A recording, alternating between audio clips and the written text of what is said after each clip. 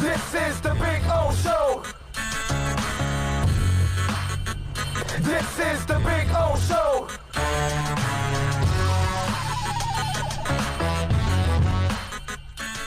Welcome back.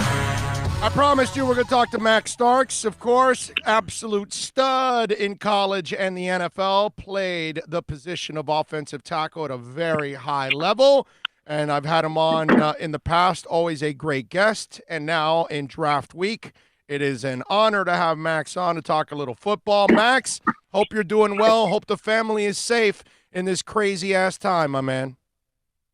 Appreciate it, Big O. I mean, it is crazy. It's unprecedented.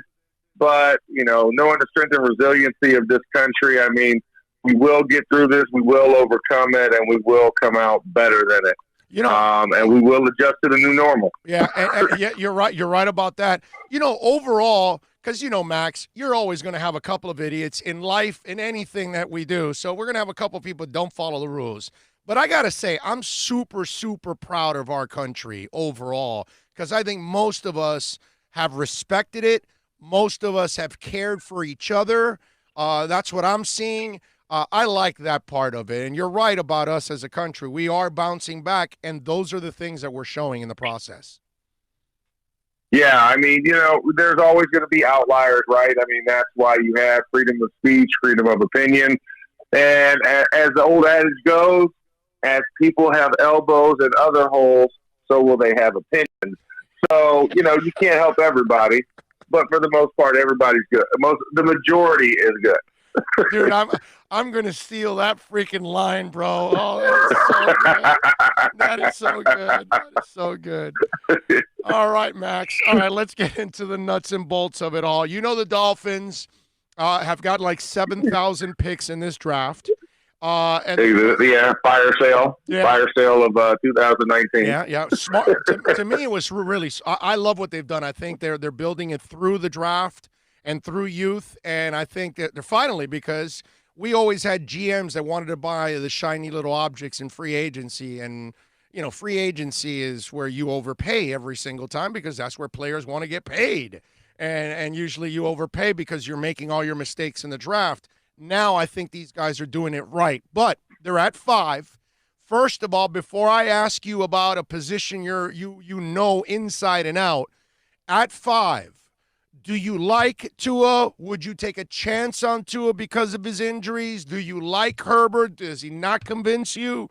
We know Burrow's out of the conversation. So at 5, what would you do? Would you even trade up for either guy to Detroit at 3? How would you handle the quarterback situation first and foremost? Well, the one thing I think I have to say is that when you look at this team and you look at what the other intrinsic things that you need to have happen for a good quarterback to be successful in Miami, let's face it, there hasn't been a good quarterback there since Dan Marino. Amen. And when you look at it, and he had double knee braces and couldn't move.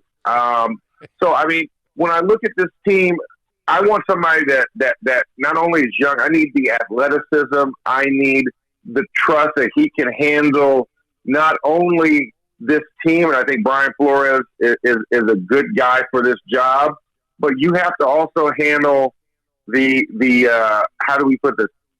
The extracurricular life that is Miami. Do you have somebody who has a good head on his shoulders to be able to manage that and also lead men that are older than him in that environment? And I think when you look at Tua, I think Tua is probably your best complement of those guys. Because like you said, Burrow's gone. I mean, Burrow will be a no-brainer, but Burrow is going to Cincinnati or some trade that happens at the number 1 pick. And so I think when I break it down, I think Tua has the intangibles that you want. I think health is the only question. If the Dolphins do not take him at 5, then there's some health questions that go on, and I think he could fall a little bit further. And I think you can use the later capital that you got from the Texans and what you got from the Steelers. Sorry, my old team, 18 to 23. You can use that if you need to jump up again. So I think that's where I'm at. I think Tua is the best one. I think Herbert obviously has things you can't coach, right? He has height.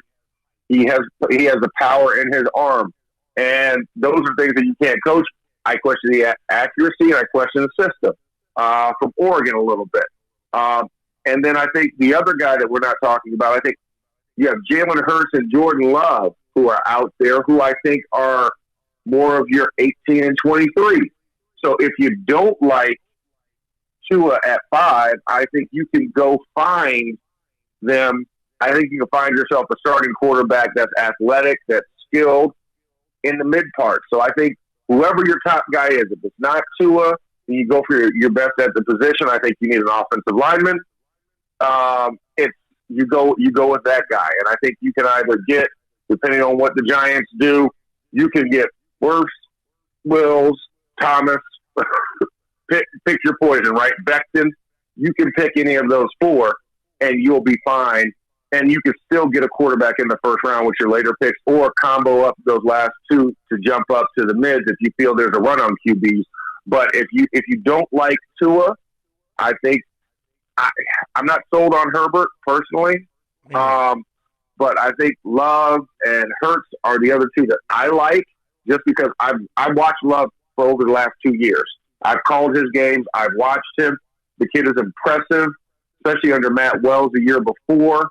Then, of course, transitioning to a new head coach and losing weapons. So he struggled a little bit. Max, explain that one to us, because, okay, you've called his games. You played this game. Yeah, for the Mountain West. You know the position. You know quarterbacks. So what happened to the kid from night and day? Because I watched several of his games, too, this year. I watched 5 of them. And there were moments where he makes jaw-dropping plays that you know his athleticism is special. But then there were moments where he made just boneheaded, head-scratching throws that you're like, come on, kid, you're better than this. So what was it? I mean, is it as simple as saying no coach and all the players gone and he didn't raise his level, he didn't take care of the football? Why was he so irresponsible at times with the ball? I know it wasn't always his fault, but why was he at times irresponsible with the ball? What's your theory behind it? I think he fell victim to the expectations from the year before of how well they were and how good they were. And I think he tried to force a lot of things that weren't there. I think he tried to make the play and expect higher expectations of his players than what they were. So I think he did make some plays where it's like, you know, you're trying to thread the needle, but realizing, hey, my guy's not going to adjust to this. Is one of those tough things. I think he did that more often than he should have. I think he tried to press when they got behind in games and really tried to force the issue and put the stress on him. And I think that was, you know, from the coaching standpoint, I think the coach did not coach him enough to say, hey, listen, don't do it. You know, don't push it more. Trust your teammates, trust the plays, trust your eyes, and don't force it. Don't try and create something that's not there. And a good coach is going to realize that and harness that in. You know, that's one of the things I loved about my time with Bruce Arians, because Bruce was that type of guy where he looked at the court like, listen, I know what you want to do. I see what you want to do. Don't do it. And obviously Jameis was an outlier last year, but you also see that Jameis led the league in passing at the same time with interceptions. So, I mean, there's good and bad, and I think that's where Jordan, not to compare him to Jameis, but I think Jordan took a lot more on his shoulders and had that expectation on him and put a lot of stress on himself. And there was nobody there to say, you know, pull the reins back like, hey, you don't have to win this. You have other teammates. Don't force this. Let's just play within ourselves. If the game's lost, I know you want to make the play, but let's make the smart play and not the best play. Max, and we're talking about Max Starks, of course, former offensive tackle with the Gators and the Pittsburgh Steelers for a long, long time. You can, of course, follow him on Twitter like I and so many others do at Max Starks78. Max, you talked about in general with Tua, but personally for you, because while I love the kid as a human being, a leader, and he is deadly accurate, and I love him as a passer, I can't trust him to stay healthy because he's moving to another level. You know, I've compared that he's been getting hit by quarter horses in college. Now he's going to get hit by Clydesdales. You know what I'm saying? And we're talking about men that are bigger, stronger, faster. They got a bunch of girlfriends, a bunch of houses, a bunch of leases that they got to pay. They are junkyard dogs, man. These are men. These are grown ass. Max, I don't think people really understand how brutal the game is that you played. I don't think enough people get to stand on the sidelines and watch how big, fast, enormous, and strong and the collisions that really happen on the field. I don't think people really get a good feel for how freakish it must be to stay healthy in this league, my brother. So where do you stand with Tua in that sense? Yeah, you're right. Durability is the biggest X factor, and that's why I think if you're shy or skittish at 5 that you don't trust his health, I think Tua can fall if the Dolphins don't take him, and that's where my concern is. That's why I put out, Jordan Love, Jalen Hurts, because let's face it, Jalen Hurts reminds me a lot of Deshaun Watson. He is just a winner, and it gets overlooked because he's not emotional. He's not crazy out there. He didn't have some ridiculous thing that swagger or whatever, but he just knows how to win. And I think that's where, and you think Tua comes in a slumping half in the national championship game and just gives you something different, and that's how Jalen loses his job when he lost 2 games before that in his entire career. So, and then he comes in and helps when Tua gets injured the following year. And then he goes to Oklahoma and keeps Oklahoma on track, and possibly, if you don't have a Joe Burrow season, might have been your 3rd Heisman from Oklahoma in 3 years. So, I think a lot can be said for that, but I think, yeah, it's the question of health with Tua. That's the only thing. Everything else, moral character, focus. No, he's impeccable everywhere. Impeccable. Everything else is impeccable, but it's like the great Greek warrior, right? It's Achilles. Right. What's his weakness? His heel. And Tua, his health is his heel. And I think that's where it comes into concern is, do I want somebody great for 12 games, or do I need somebody that's really good for 16? And that's what Brian Flores is going to have to weigh, and they're going to have to make that type of decision. But for me, I wouldn't bank on the health, personally.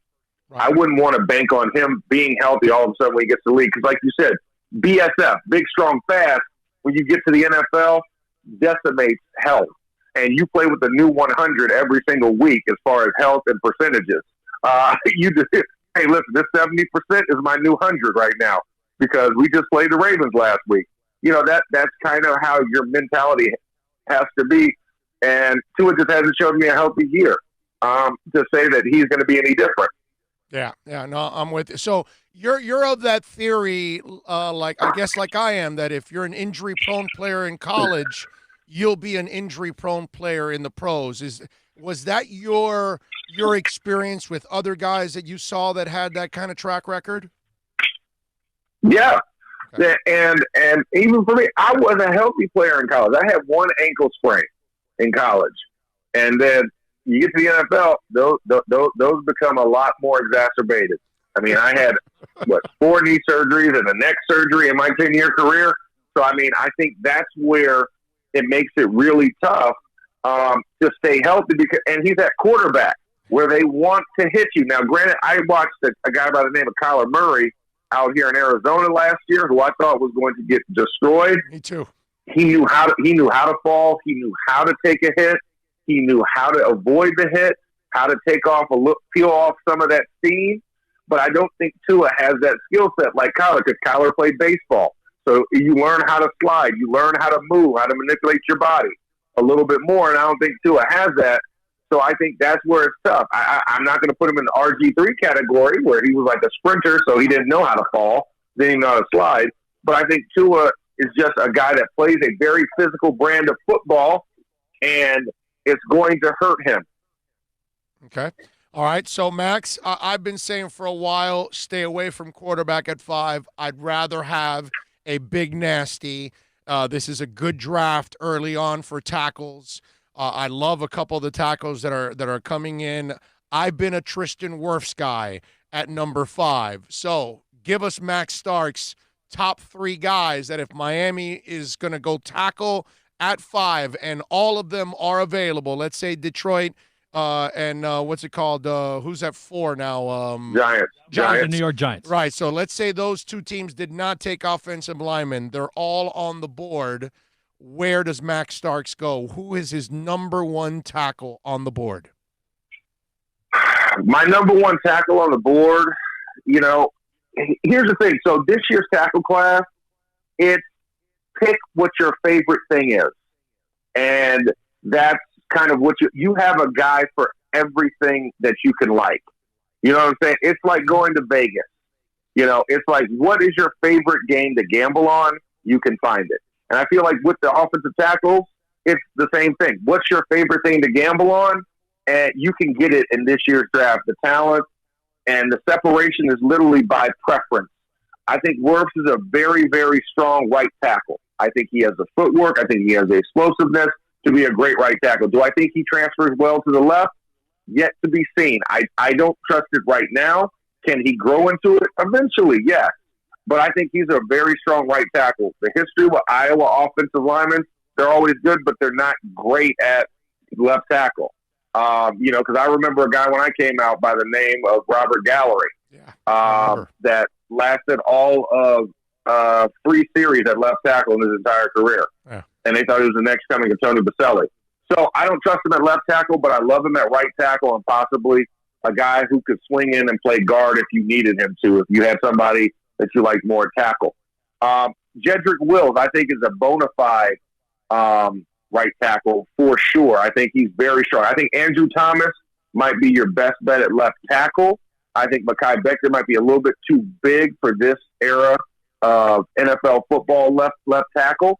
Because weight is going to be his issue. The number on the scale is going to dictate him. Back when I played, the number on the scale was just simply like a speed limit sign. It was a suggestion. It wasn't necessarily what you had to be. But now in today's where you're on the Autobahn, you need somebody who can stay at Ferrari speeds all day. And that's where offensive linemen have really not evolved as much. But I think Andrew Thomas is probably your best left tackle bet, and I think that's where you need to start first, to that left tackle. So I would say Andrew Thomas would be my pick at number 5. Okay. And I just like to say, it would be very inane if the Giants do not take an offensive lineman. They need to protect Daniel Jones since you're all in on him, and your offensive line is not that great. And let's face it, Nate Solder is not worth the dollars right now.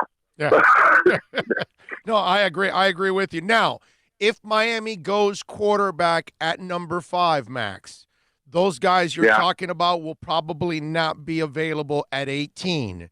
So if they have 18 and 26, who's a tackle that might slip down there that you like, whether it's Jackson or any of the other cats that might be in that area? Is there another big man that you like in that area?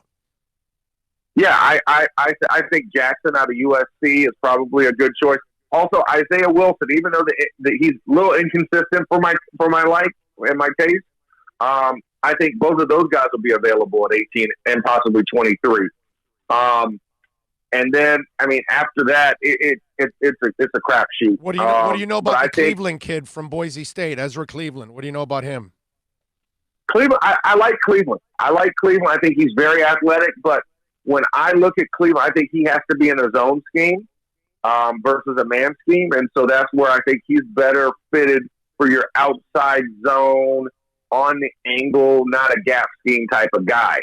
So I think that's where his I think deficiency is right now. But I like Ezra Cleveland. I think he has a skill set, but I think he fits better into other systems than Miami. So how was your draft day? Give us the experience, the preparation, waiting for that phone call. How was that day for you, man? Was that a day you were just drinking a lot of Kaopectate? What was it, bro? Upset stomach, nervous? What was it? It was stressful. It was stressful, especially because, my projection was anywhere in day one. So it's like it could have been first round if there's a run on tackles, or you could be as late as the third round. And obviously I was as late as the third round when it's all said and done. But, yeah, it was a stressful day because I remember I didn't want to be around my mom and my aunt. And so I was like, listen, I love you guys. Y'all stay at the house. I'm going to go over to my best friend from high school's house. and we're going to hang out over there. So it was myself, my best friend Josh Scatzer, and then both my brothers, my older and my younger brother Nick and Justin. And it was just us four hanging out at the house. We were playing pool because obviously every bachelor at that age has a pool table in their dining room because why do I need an 8-person play setting? It's just me in here. So playing pool, hanging out around the house, watching the TV. And then I remember there was a moment when Philly jumped up to the 17th pick, and I was like, oh, my God, Philly's been all over me. They had I had private workouts. I've had team visits. I've had phone calls. They've been all over me this draft. I was like, oh, man, I might be going to 17. And then they picked another offensive lineman, Sean Andrews from Arkansas. And my heart just sank. I was like, oh, my God. I was like, that was the team I was thinking. I was thinking I was going to be in the state of Pennsylvania, and I thought it was going to be Eastern PA. And then after that, obviously, you get through the second round. There was another 2 or 3 linemen taken. I remember Chris Snee was taken to the Giants. Jake Grove was taken to the Raiders, and then Jacob Rogers was taken to the Dallas Cowboys in the second round. And I'm like, oh, my God. I'm like, I don't know who has interest in me. And my agent is calling me. I don't want to pick up the phone from him. And then I remember in the third round at the end of the night, because that's when all 3 rounds were in the same day on Friday. And I just remember, I'm like, you know what? F it. I'm leaving. We're going up to the local sports bar. We're going to hang out. I'm just going to drink my sorrows, and we'll just see what happens tomorrow. And as we're shutting the house down, turning the lights off, and walking out the door, I just turned the TV off. A 412 number hits me. And I'm like, man, what the hell? 412? What number is my best friend Josh was born in Pittsburgh? He's like, Max, that's Pittsburgh. Pick that phone up right now. Pick it up. Pick it up. I was like, all right, whatever. I was like, I didn't even talk to Pittsburgh.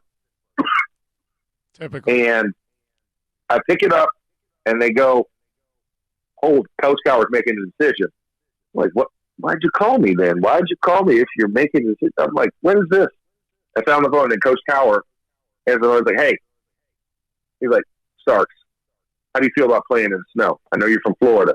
I know you've never played in snow. How do you feel about it? I said, is there a ball down there, Coach? I said, I'll play. It doesn't matter. It doesn't matter the condition.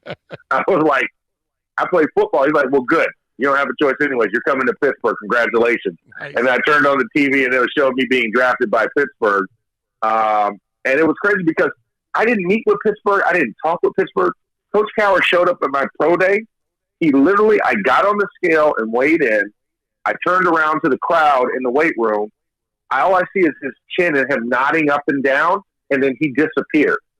It was like seeing a unicorn after a rainbow, and then you're just like, where did it go? And that was all I saw of Pittsburgh, and they drafted me. So it was pretty crazy and pretty surreal to go through that day and end up, obviously, in Pittsburgh when I had no clue. And I'd been going to Pittsburgh since I was a kid, so I was familiar with the city, but it was just crazy how it happens in the draft. Like somebody you don't think you would have come in contact with ends up picking you. Yeah, and think about it. In today's world, if you get drafted by Bill Cowher, you need all kinds of masks with the way he spits while he's screaming at you.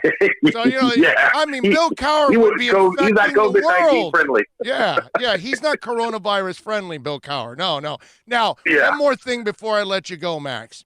You know how we are as guys. We're buddies. We love each other, all that. We're trying to comfort each other. But the buds sometimes just say something just stupid and awkward or whatever to try to make you feel better, but they didn't notice that it was kind of awkward at the moment. Was something awkward said by one of your brothers or your friends while you're waiting to get picked and they're trying to make you feel better? I'm just wondering if that scene happened until the pick. Oh, no question. Yeah, my older brother. I love my older brother Nick, and he's a very tough dude, but he's also like very sensitive at the same time. Like the guy was an ultimate fighter. He fought in the UFC back when there was no weight classes. So very tough dude. Went 3 rounds with Dan Severin in the octagon. So I don't question my brother's toughness or his ability to go put his face in the fan. But he also has like these very poetic, silent, sensitive things. So he's like, Max, God has a plan for all of us. And you just have to think that none of these other teams were worthy of your greatness. And so you just need to take comfort in wherever you're going to go, it's the right place that God has picked for you. And I'm sitting there looking at him like, no, not at this point. I'm like, no, not at all. What are you talking about? I'm like, I know what teams I interviewed with. I know what teams had interest in me, and none of them liked me right now. So it's tough to say. It's like going to the prom, and you had 5 girls ask you to the prom. You're like, nah, I'm gonna go solo just to play this thing out, and then all 5 of them just leave with other people, and you're just stuck there with the limo by yourself. So it's like, no. This is not that type of moment, Nick. You gotta look at, bro. I am losing money with every pick that goes by, brother. Come on, my bank account's getting hundreds smaller. of thousands and millions of dollars are going by just because of this. And here's the thing: in the end, he was right, but in the moment, he was completely wrong in my mind. Yeah. Hey, man, that's that whole thing when you're going through hell, and they say, well, hey. Listen, things happen for a reason. Another door will open. At that moment, you're like, dude, I don't want to hear this, okay? I'm going through hell right now. You know what I mean? Months later, a year later, that door finally opens, and you're like, okay, yeah, you're right. I know. But at that moment, you definitely don't want to hear that. That's crazy. That's awesome. All right, Max. Exactly. You are a stud, my brother. Thank you for taking some time and enlightening us and dropping some knowledge. Follow Max, by the way, on Twitter at MaxStarks78. Max, I appreciate you, man. Enjoy the draft this weekend. Thank you for your time. Thanks, Owen. Take care. You got it, baby. You be good. There you go. The great Max Starks, man. Excellent stuff. That was always. Awesome, man. He's awesome. He's just awesome. He is just awesome. All right, we're going to take a break. Sean Salisbury joins us.